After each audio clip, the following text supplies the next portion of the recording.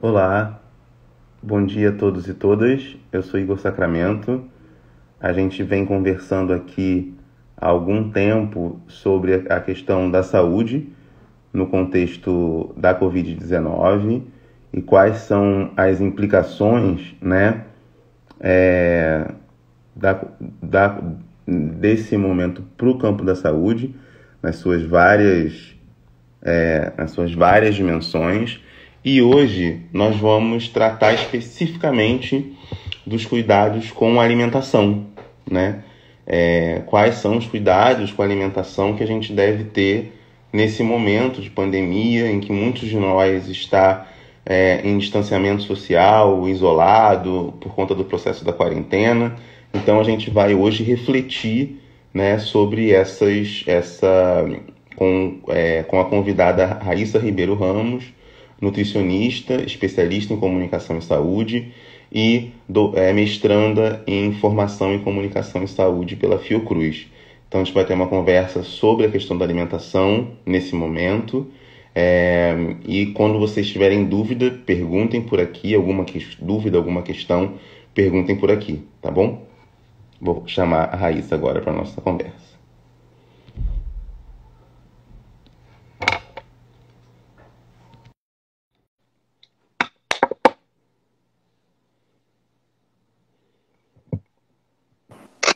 Aqui. Bom dia. Bom dia, tudo bem? Tudo bem, com você? Tudo bem também. Eu gostaria que você falasse um pouquinho para a gente da sua trajetória, assim, como acadêmica, como profissional, contar um pouco para a gente como é que foi a sua trajetória. Então, primeiramente, bom dia a todo mundo também que está aí assistindo. Bom, na graduação em nutrição, né, eu pude permear por todas as áreas, assim, possíveis da nutrição. Na época, foi bem complicado, porque você desbravar todos os caminhos assim ao mesmo tempo, né, a cabeça fica meio complicada. Mas hoje em dia eu vejo que valeu muito a pena. Me permitiu ver todas as potencialidades da área. E, especialmente, quando eu entrei para fazer um estágio pela Secretaria Municipal de Saúde, que foi acadêmico bolsista, em que eu atuei no Hospital Municipal Lourenço Jorge, na maternidade de Lins, foi então que eu me aproximei um pouco da questão do SUS mesmo, né? Em que eu vi todas as potencialidades do SUS, da nutrição em populações, enfim. E lá me despertou um certo interesse pela comunicação. Começou ali. Ainda muito embrionário, muito superficial ainda, que eu não compreendia, né, toda a potencialidade da comunicação, eu via que, por questões comunicativas, havia uma certa dificuldade de aquisição, ou dificuldade, ou então por falta de não ter uma maior comunicação em torno da doação de leite humano, mais especificamente, né? Os estoques viviam baixos, porque nos períodos que tinham a campanha para a doação de leite humano, que se aproximava Dia das Mães, ou então próximo ao dia de doação de leite humano, o volume de leite materno estocado sempre estava nos níveis adequados, né, assim, para fornecer para os bebês na UTI neonatal. Então, terminando o estágio, terminando a graduação, eu busquei algum curso que pudesse me explicar melhor o que a comunicação em si tinha a ver, porque eu sabia que tinha alguma coisa, mas não entendia o que, né? Atuei, depois da graduação, como nutricionista clínica em consultório particular e, ao mesmo tempo, fiz o curso de comunicação e saúde na Fiocruz, sob coordenação do professor Igor Sacramento e professora Janine Cardoso. E foi uma aventura, porque você estudar 4 anos, né, na nutrição, aquela linguagem toda biológica, aqueles termos super técnicos, de repente você estudar sobre Bourdieu, filósofos, sociólogos, foi um desafio muito grande. Aprendi na marra política, porque era algo que eu realmente não dominava.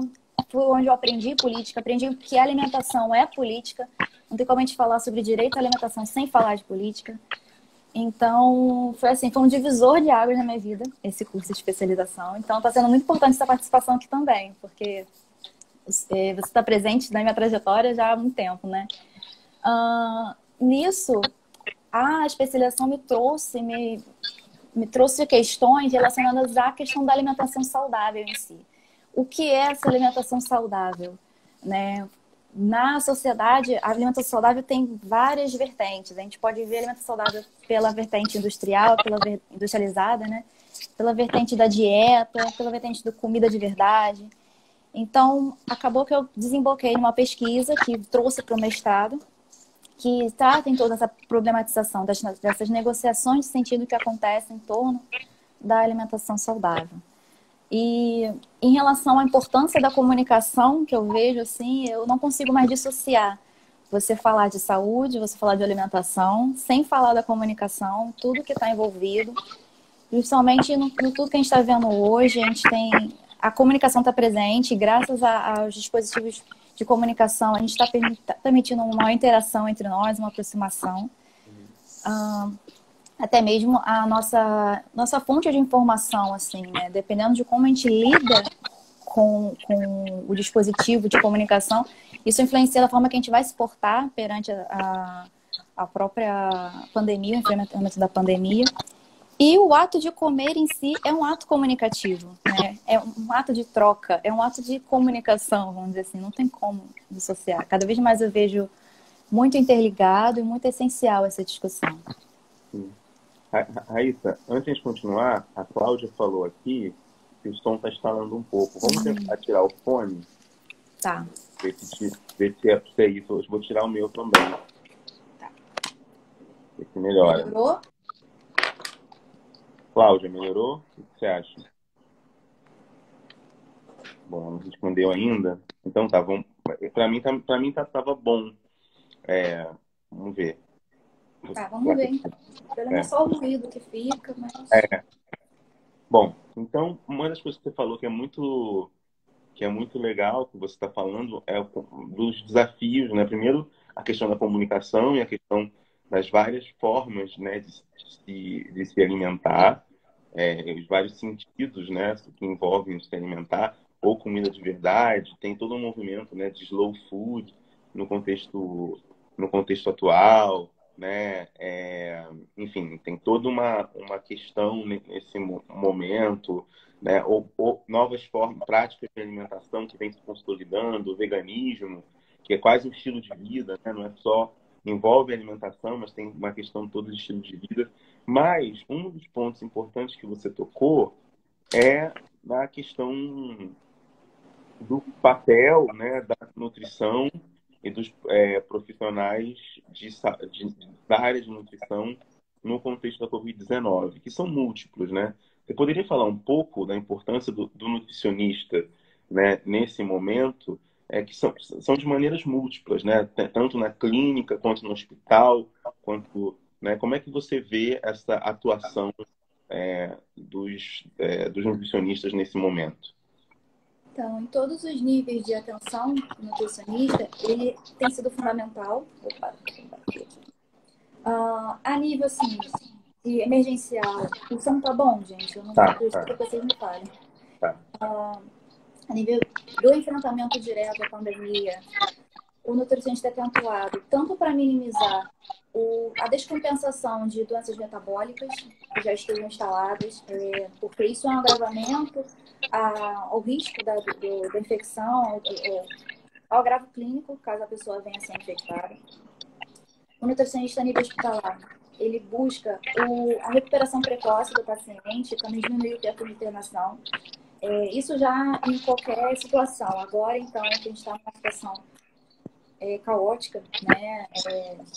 Com poucos leitos, enfim, isso se intensifica.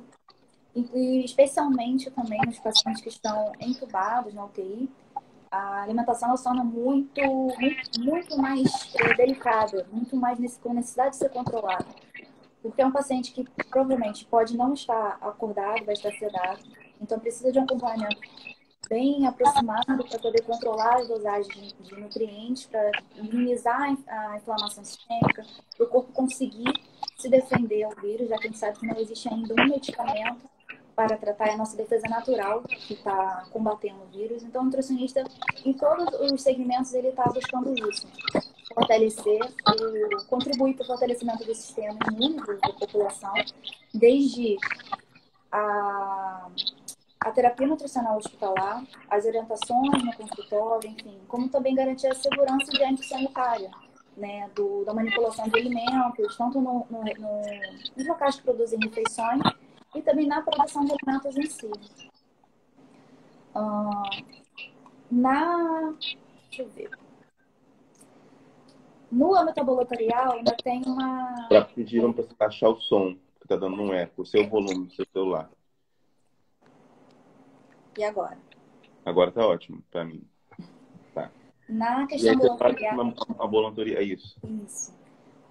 O nosso conselho, né, o Conselho Federal de Nutricionistas, inclusive, permitiu que durante esse período fossem realizadas consultas à distância, utilizando os dispositivos de informação, de comunicação. Ainda existem as consultas presenciais, né, para os casos que não tem como fazer que seria um teleatendimento, né, um atendimento virtual.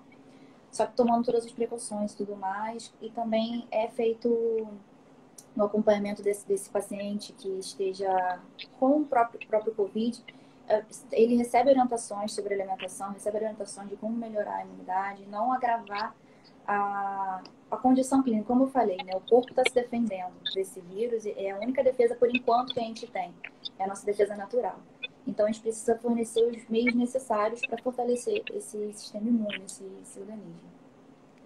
É muito interessante o que você está falando. Primeiro, eu vou começar pela última, né, do Conselho de Nutrição ter permitido as consultas à distância, né, remotas, teleatendimento. Isso não era possível antes? Não. Então, é mais uma das mudanças que a pandemia trouxe, né, E como que tem sido isso, fazer consulta à distância? São muitos os desafios, né? Você não está ali com o paciente, não tem o toque, né? Não tem a pesagem, por exemplo, não tem, enfim, toda a conversa, que eu acho que é o mais importante, talvez, né? Presencial, enfim. Como é que tem sido isso? Assim, quais são os desafios desse tipo de nova forma de atendimento? Então, assim, a gente precisa muito, assim como quando o paciente chega com sintomas do Covid na unidade de atenção emergencial ali, a gente precisa também confiar nos dados que ele traz para a gente. Então, a consulta acaba saindo por aí também. Existem algumas técnicas que podem ser aplicadas pelo paciente, pesagem se ele tiver uma balança em casa, a circunferência, caso ele tenha uma fita métrica em casa, alguns parâmetros que possam ser utilizados. Só que nesse período, é uma coisa que a gente vai até conversar aqui daqui a pouco, é muito importante não focar na restrição alimentar. Então, o foco é mais um tratamento qualitativo da alimentação dos sujeitos, enfim. Não seria não seria um atendimento tão específico nesse sentido de medidas, de pregas. O foco é a qualidade da alimentação nesse momento, entende? Então, a medida de prega que não seja importante, pelo contrário. Através da medida de pregas, né, as dobras cutâneas, nós avaliamos a porcentagem de massa magra, massa muscular que nós temos no corpo, enfim. Só que nesse período a gente precisa focar um pouco mais na defesa do organismo, estabilizar os níveis pressóricos, né, pressão arterial, o gordura no sangue, colesterol, triglicerídeos, focar na parte mais qualitativa. Então, algumas formas são possíveis dentro também do que o paciente pode fazer em casa. E a outra dimensão é a dimensão hospitalar, emergencial, né?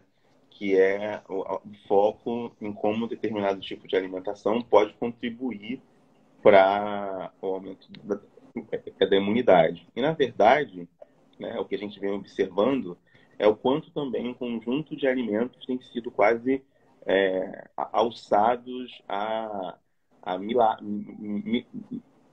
milagrosos, né? Como, por exemplo, né, o consumo, consumo de alimentos que contenham vitamina C ou vitamina D, ou o consumo de alimentos como cítricos, limão e laranja, né, como sendo alimentos milagrosos nesse momento. Você pode falar um pouco disso? E quais, de fato, são os alimentos que ajudam, né, como você bem disse, ajudam a fortalecer o sistema imunológico, o que não necessariamente é uma forma de evitar a doença, né? Então, a primeira coisa que a gente precisa ter em mente é que não existe um alimento que vai impedir o Covid de te infectar. Acho que assim é a primeira coisa. Não existe alimento que vai criar um escudo, né, que vai impedir a infecção. O alimento contém nutrientes. Os nutrientes dentro do nosso organismo é que vão atuar dando suprimento para o nosso corpo defender o vírus que entrou. Então, não tem como evitar, através da alimentação, que o vírus entre. Depois que entra, é que aí a alimentação, vamos dizer assim, a gente vai ver a potencial da alimentação, sabe? A questão do nutriente, né? Geralmente os alimentos que são voltados para... As pessoas chamam de milagrosos, são fontes de vitamina C, né? Principalmente. Sendo que a vitamina C, ela em si, ela não consegue atuar sozinha. Na literatura científica e tudo mais, ela não é tão direcionada ao sistema imune. Ela tem uma atuação sim, mas ela não é a principal no sistema de defesa. Ela atua mais como anti-inflamatório do que no sistema imune mesmo, a nível de células de defesa.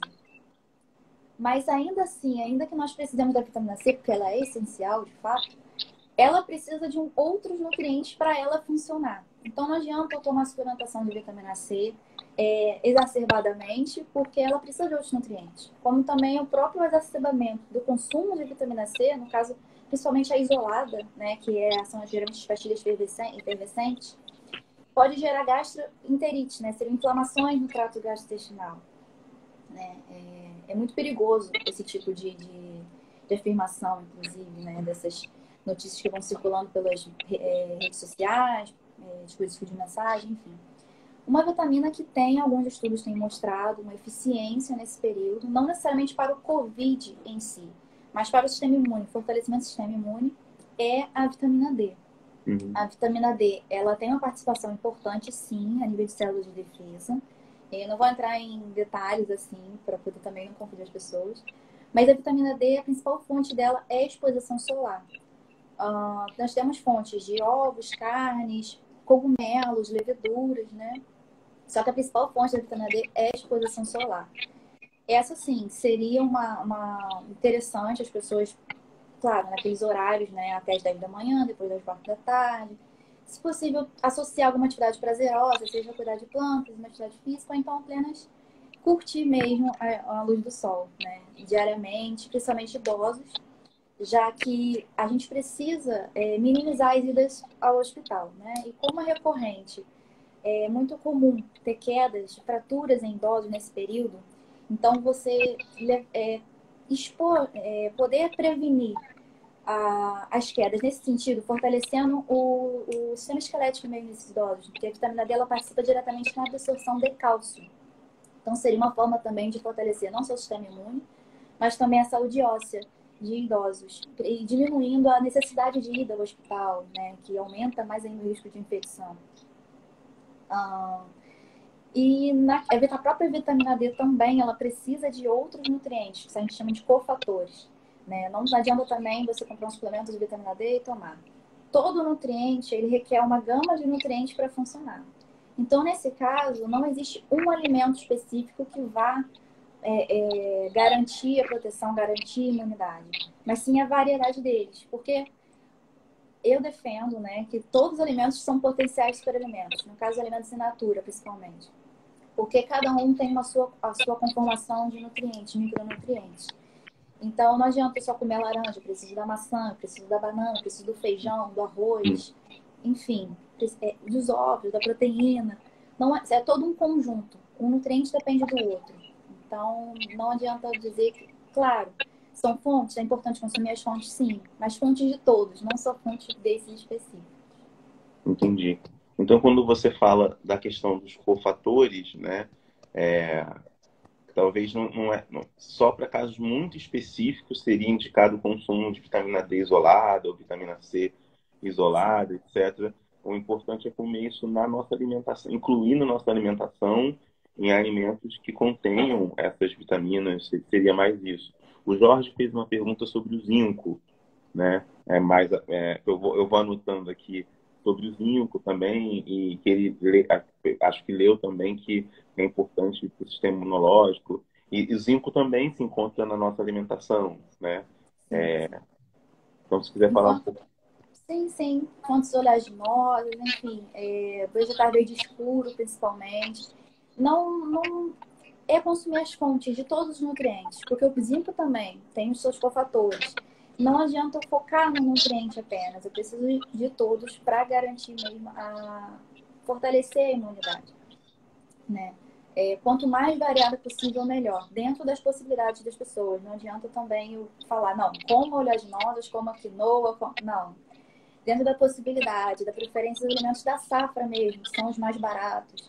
E variar ao longo do dia, no prato, na refeição. Tentar sempre colocar ali uns vegetais, porque a gente acaba tendo uma dieta monótona, até pela tensão do dia a dia, não querendo preparar alimento, é normal.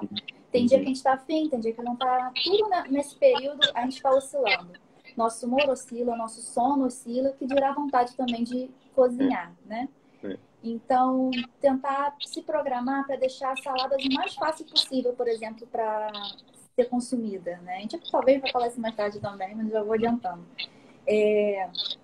Na questão da higienização, que a gente vai falar também, como já vai estar tudo higienizado, eu vou falar para vocês também como faz, é mais fácil da gente consumir. Então, assim, deixar o máximo possível de facilidade para a gente comer. Nada, a não ser que você queira se aventurar em ser uma MasterChef, né? Porque também é uma oportunidade, né, de se aproximar da prática culinária, né?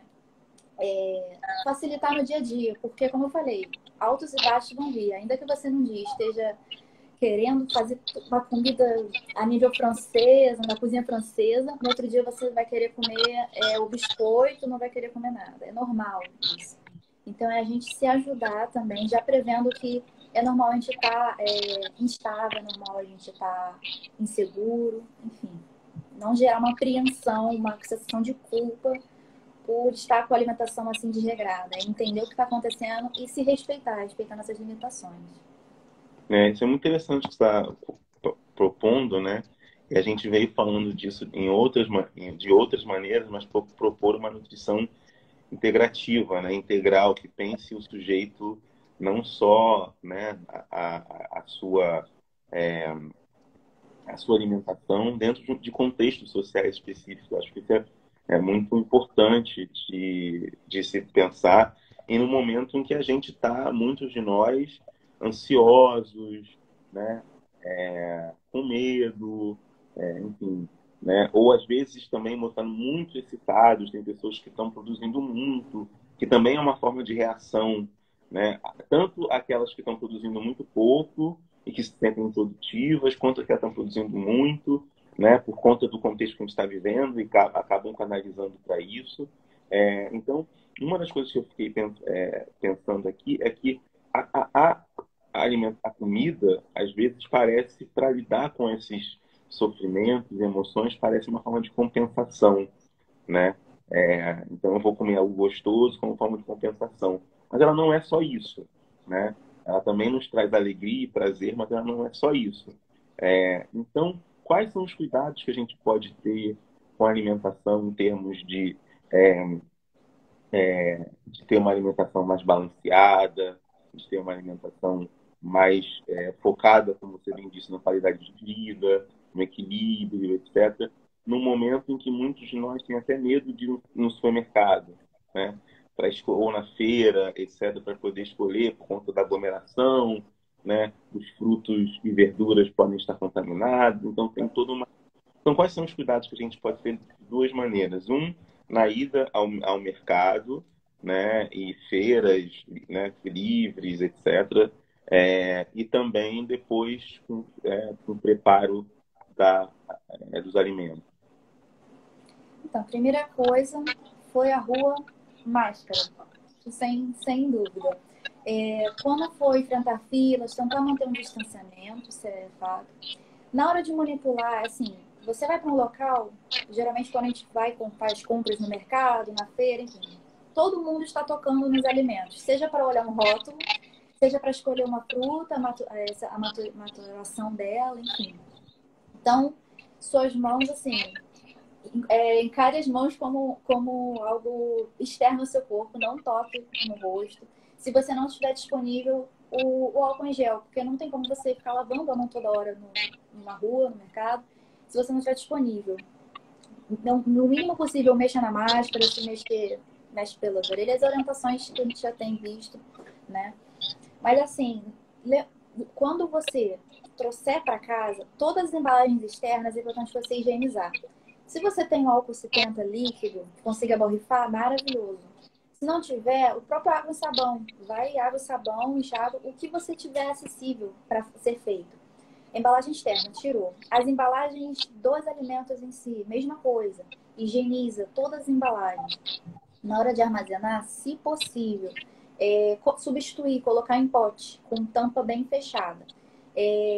Se não for possível, tentar colocar esses alimentos, assim, uma dica que eu dou até inclusive para quem está, dependendo, né, se você conhece alguém, você está em algum projeto de fornecimento de cesta básica, né, que aí acaba se tendo um armazenamento de alimentos não perecíveis, de cereais, enfim, por mais tempo, tentar proteger esses alimentos com alguma outra embalagem, mesmo que seja plástica, ou então deixar um tempinho, assim, 12 horas pelo menos, no congelador, antes de você colocar no armário. Por quê? Esses alimentos podem vir com larvas mesmo, do local de armazenamento, do mercado, enfim. E você colocar no congelador um tempo, você mata mesmo essas larvinhas, aquelas que viram mariposas. Então você consegue postergar assim, a duração desse alimento não perecível. Isso tanto para quem depende de cesta básica, quanto quem está, enfim, não está nessa situação. É uma forma de cuidado também.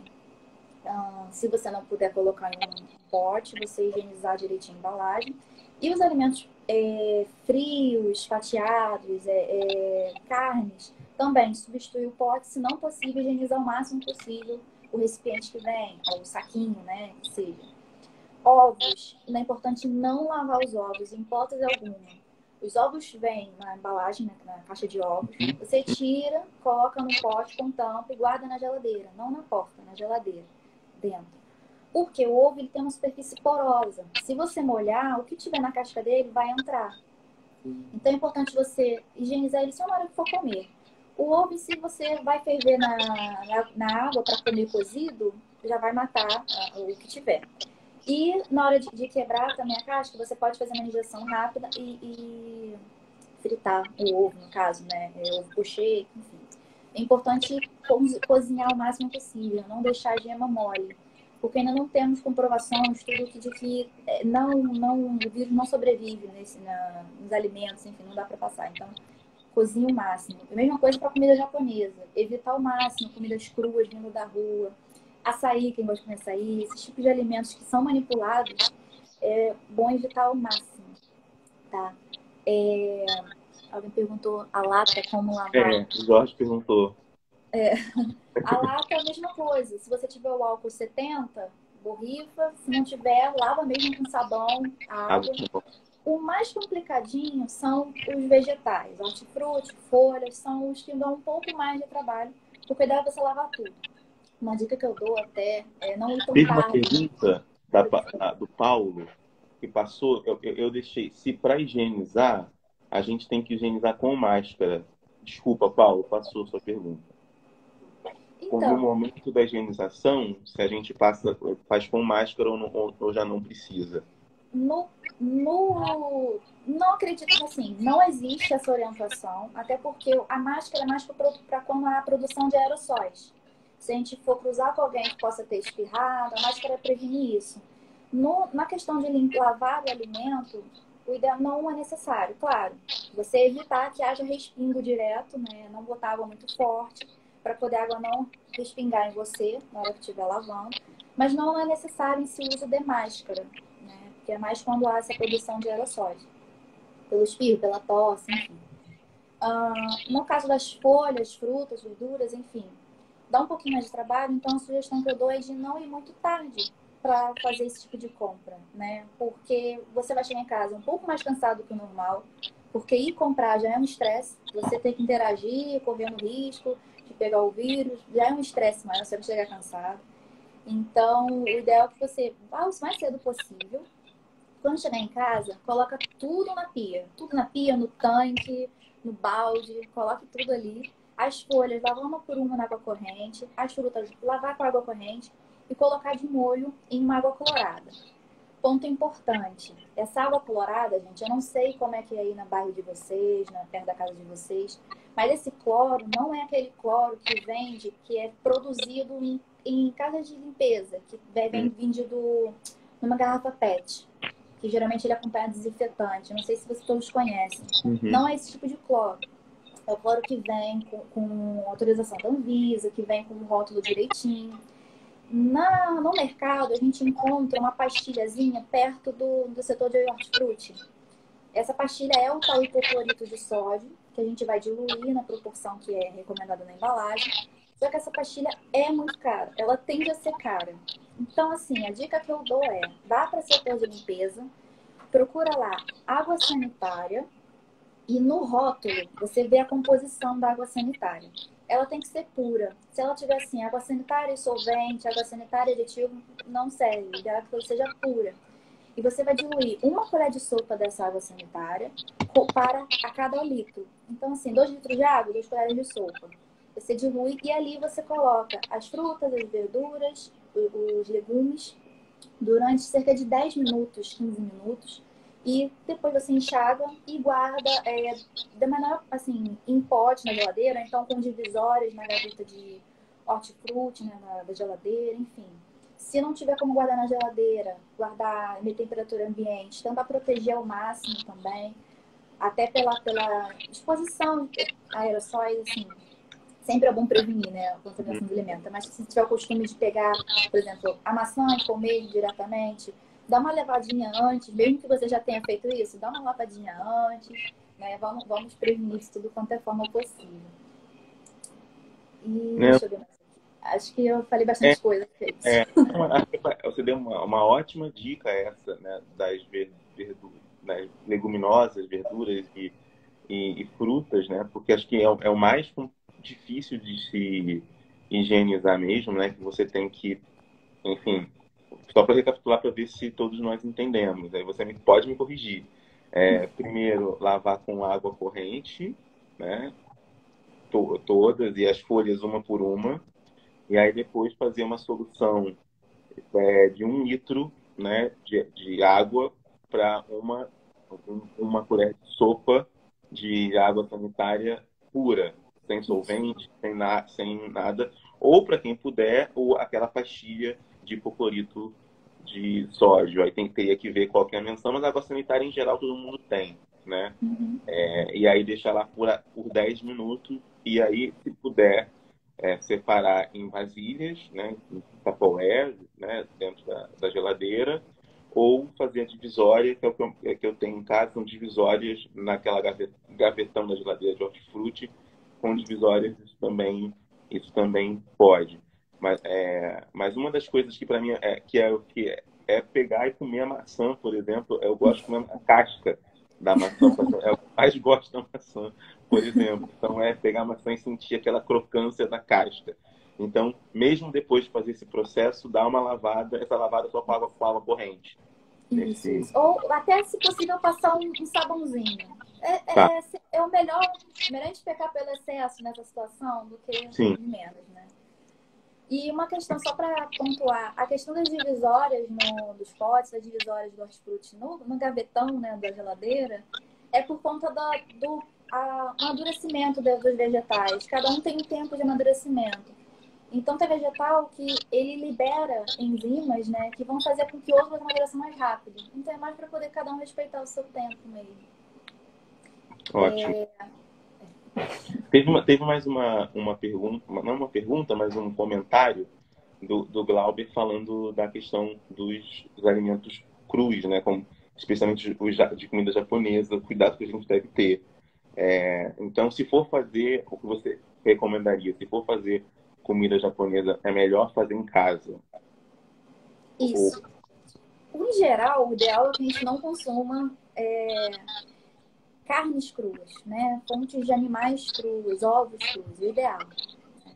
se você tem confiança na procedência da proteína que você comprou, né? Da carne, do frango, do peixe que você comprou, o ideal é fazer em casa sim. Porque, aí já entrando no tema de comida por delivery, né? Acho que eu vou adiantar um pouquinho. Sim. Porque, assim, recente, mesmo que você conheça a pessoa que manipula a comida no delivery que você costuma pedir, né? Na entrega fast food, ou então no restaurante mesmo, perto da sua casa, você não tem muita garantia do todo o processamento. Mesmo que ela manipule com proteção, tudo direitinho, o próprio local que ela deposita enquanto aguarda a entrega pode estar contaminado. O entregador, tem visto muito isso, infelizmente. Muitos entregadores andando sem máscara. E entregador, ele está em várias casas. Então, pensa o veículo que ele pode ser, né? Ainda que tenha embalagem externa, a gente sabe que esse vírus ele tá avassalador, vamos dizer assim. Então, todo cuidado é pouco. Então, assim, a nível já de higienização, o ideal é sempre que você puder preparar coisas em casa. Eu gosto de fim de semana comer uma pizza. Que tal a gente começar a aprender a fazer uma pizza? Ou então uma pseudo-pizza, uma pizza de tapioca na frigideira, pizza de frigideira, que é bem rápido. Tentar fazer em casa, ter os ingredientes para fazer algumas coisas em casa. Isso Como é que porque faz? acaba... Fala como é que faz a pizza de tapioca. Pizza de tapioca. É. Então, não é que eu esteja recomendando vocês comerem pizza. Claro que tem que ser com não muita gordura, porque também é algo que prejudica nesse tempo, né? O excesso de gordura, excesso de açúcares gera uma inflamação no nosso organismo e afeta a defesa do nosso organismo. Então, assim, pizza não vai ser aquela pizza 4 queijos, né? Uma pizza super gordurosa, com bacon, enfim. Seria uma pizza mais básica, com tomate, bastante ervinhas, né? É isso aí, ó, falarem pizza de pão árabe. Isso, é uma forma de você variar também o cardápio. Usar um queijo magro, caso seja possível, que seja um queijinho branco. Ou então, usa mussarela, usa com moderação, né? Porque é gordura saturada. Mas é manter o equilíbrio, né? Comer uma refeição balanceada no almoço, estou merecendo uma pizza à noite. Mas assim, dentro do que mais moderado possível. Nada de exagerar. A gente está no tempo de ter cuidado ao máximo. Procurar uma alimentação mais nutritiva possível. Não é o momento de fazer restrição alimentar, nível de estar procurando emagrecimento, salvo com restrição alimentar. Quem já tem complicações alimentares, por exemplo, celíacos, intolerantes à lactose, enfim, essa população é um caso à parte, né? Mas buscar emagrecimento nesse momento pode ser muito doloroso, porque a gente está num momento de tensão. É difícil mesmo. Quem já tem umas práticas de atividade física, quem está vamos dizer assim, considerado um peso ideal, é normal que ganhe peso nesse período, porque diminuiu a atividade, então é normal. Se a gente come a mesma coisa, diminui a atividade, normal ganhar de peso. Então, a gente focar na melhor qualidade possível da alimentação.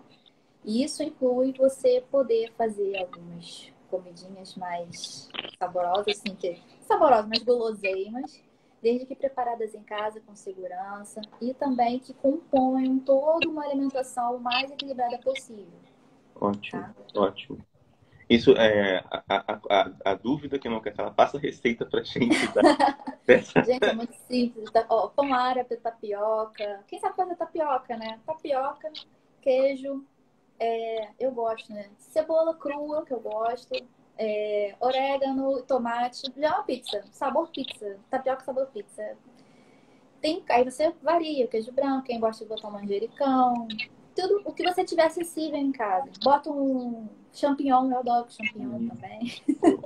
Então, o que você tiver em casa é bem bem-vindo, assim. Frango desfiado, uma opção também. Dá pra fazer uma pizza de frango desfiado. Tem uma dica que eu dou, assim, justamente, ainda mais para quem não gosta muito de ir pra cozinha com frequência. Quando for fazer comida, faz uma quantidade maior do que você está acostumado a comer. Que aí você consegue congelar. Que é justamente naquele dia que você não tiver a fim de cozinhar, que vai acontecer normal, você tem lá no congelador uma coisa para te salvar. Você ok, não vou me afundar num biscoito, eu vou me Tem uma nutrir. comida fora. Exatamente, vou me nutrir. Não vou correr risco pedindo um delivery. facilitar, se possível. Uma dica que eu dou é cozinhar peito de frango. Comprou 1 quilo de peito de frango, cozinha na panela de pressão, 30 minutos, joga água fora, fecha a panela, sacode a panela. Não sei se vocês já viram essa dica. O frango vai ficar todinho desfiado. Você deixa você pode congelar uma parte, deixar um pouquinho no refrigerador mesmo embaixo. Você vai comendo aquilo, você pode comer na tapioca, pode comer no sanduíche, pode comer no arroz e feijão, enfim, até uma canja de galinha você faz depois dali, enfim. É muito, muito versátil. Então é bom ter esses escapes assim na geladeira. Pode fazer uma salada também, só ficar, sim. né? O frango tem uma flexibilidade assim na cozinha. Essa dica é muito boa, né? De congelar o frango e para salvar na hora que tiver com, né, com fome ou sem vontade de fazer, porque isso, muitas pessoas estão em casa não tinham o hábito de cozinhar rotineiramente, né? Era por conta de rotina de trabalho, comiam fora, etc. Então isso cria, né, uma nova rotina mesmo de alimentação, de preparo, né, que é bem interessante essa sua dica. Mas se pedimos o delivery, né, o ideal seria não pedir, e você deu várias dicas, essa, né, de ter comida congelada é ótima, mas pedimos o delivery, o que a gente pode fazer na hora, quando chega o alimento, quais os cuidados que a gente tem que ter? Higienização, que nem a gente fez com as embalagens do que a gente comprou no mercado. Higieniza a embalagem externa, que o entregador teve contato. Tirou dali, higieniza a embalagem interna. O que tiver porcionado, né, higieniza tudo. E, se possível, trocar a refeição que você comprou de utensílio, né? Colocar no prato, trocar o talher, ou se tiver um suco, alguma coisa, trocar o copo, trocar as embalagens. Higienizar as mãos depois que você fizer todo esse processo, para poder tocar no alimento, caso seja algo de comer com as mãos, até mesmo se for talher. Higienizar as mãos e aí sim comer. Lidar como se estivesse lidando ali como se fosse uma bomba relógio. Ter o maior cuidado possível, lidar com aquela comida, enfim. E saborear. Seria isso. Tem duas perguntas aqui, uma do Jorge, sobre água de coco, se aumenta a imunidade. Você sabe disso. E eu vou fazer as duas juntas, tá?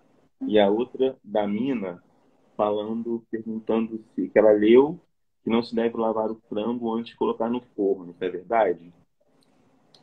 Então, sobre a água de coco, não sei se a pessoa estava aqui na conversa anterior. A água de coco ela é muito nutritiva, ela é rica em eletrólitos, é bom para a nossa hidratação. É ótimo, a gente precisa ficar hidratado nessa época, ainda mais nesse período que a gente bebe um pouco menos de água, porque não tem tanto calor, né? Mas ela precisa estar dentro de uma alimentação mais variada possível. Sozinha, ela não aumenta a imunidade, ela compõe todo o conjunto para a gente ter um organismo mais fortalecido para combater o vírus, né? Se defender do vírus. Em relação a lavar o frango, é verdade, é algo polêmico. Nossa, é um costume, né? É cultural lavar o frango. Eu mesma tive dificuldade de aceitar isso lá no período de graduação, de não lavar o frango. Mas assim, quando vai para o cozimento, literalmente a gente elimina as bactérias. Então, o problema de lavar o frango é que ele tem lá tudo tem bactéria, gente. Eu não sei se vocês... Aqui tá cheio de bactéria, tudo tem bactéria. Então, o frango, quando a gente compra, ele tem as bactérias dele. Porém, se a gente joga água, a gente está colocando mais bactéria nele. Ainda mais que a água é um veículo de bactéria, assim, né? Quanto mais água tiver no alimento, mais propício a ter bactérias ele tem.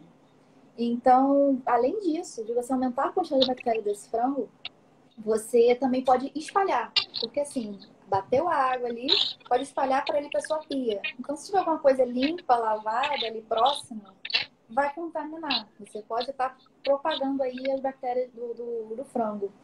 E tem até, não sei se já viram, tem algumas reportagens, né, que já passaram na televisão, mostrando até onde vai o respingo, dependendo da pressão da sua bica. Pode chegar a uma distância assim incrível. Se você fizer o teste com papel, toalha na sua pia, você vê que o respingo ele chega a um lugar bem distante, assim, né? Então, é por isso que não pode se lavar o frango. Apesar de ser polêmico, é importante não lavar o frango.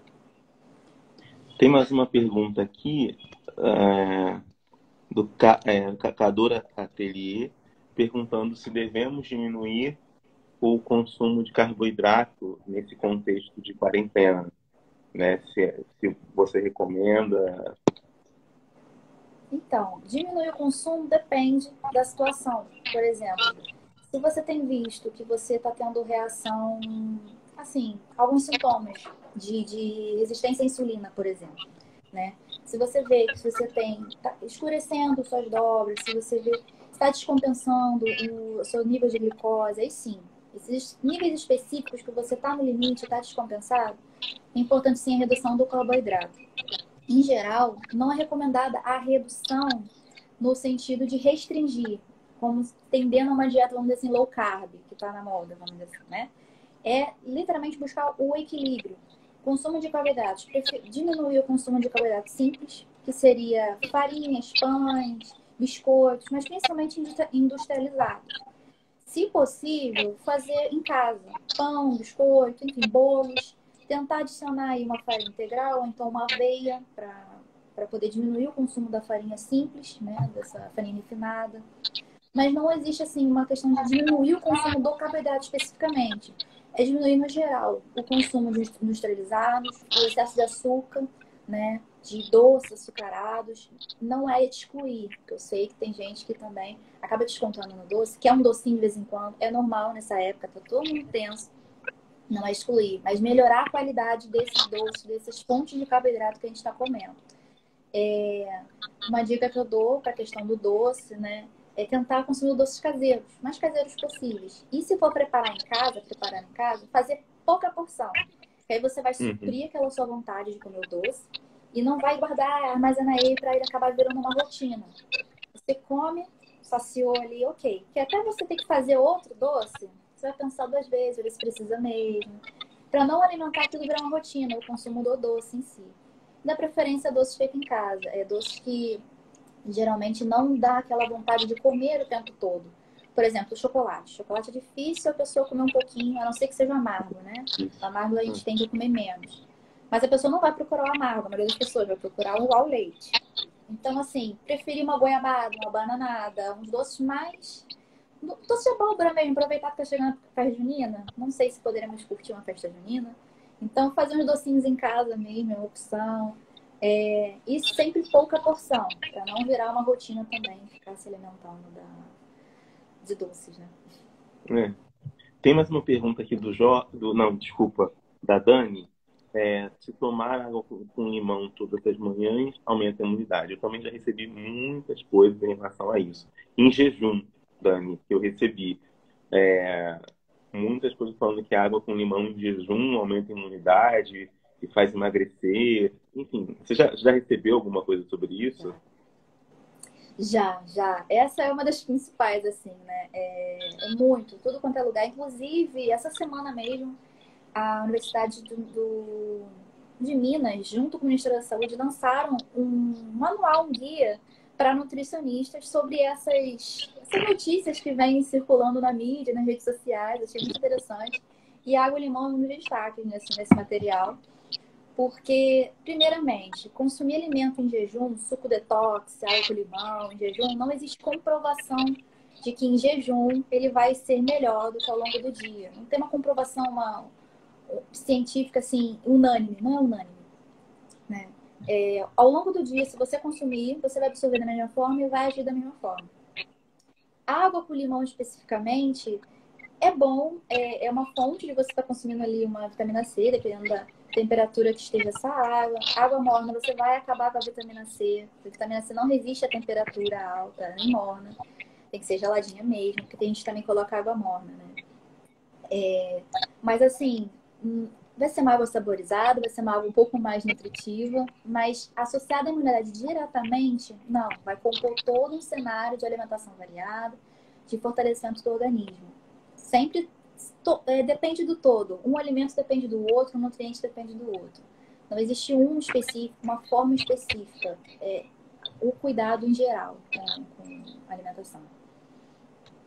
E um outro tema importante também, né, que é relacionado com a alimentação, é a fome, né? A gente está aqui tratando, né, de formas, né, de várias dicas importantíssimas de alimentação saudável e de formas de alimentação equilibrada e tal, mas esse contexto ele também colocou para todos nós, né, um desafio muito grande, que é o desafio das pessoas que estão precisando de alimentos básicos, né, das cestas básicas, etc.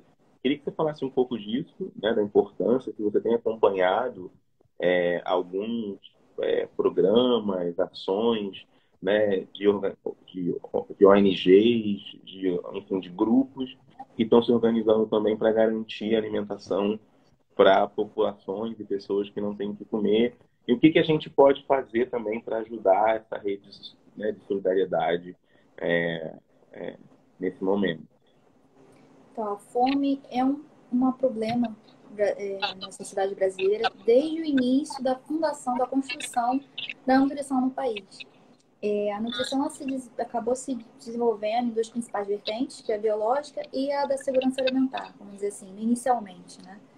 A fome já era um problema, a diferença é que agora a gente tem mais isso visibilizado, a sociedade está vendo mais isso, o que por um lado é bom, porque, por exemplo, a própria liberação do auxílio emergencial pode ser o início de uma política pública de renda mínima para poder fornecer, para que as pessoas terem a chance de se alimentarem, antes mesmo de a gente pensar em dicas de como se alimentar.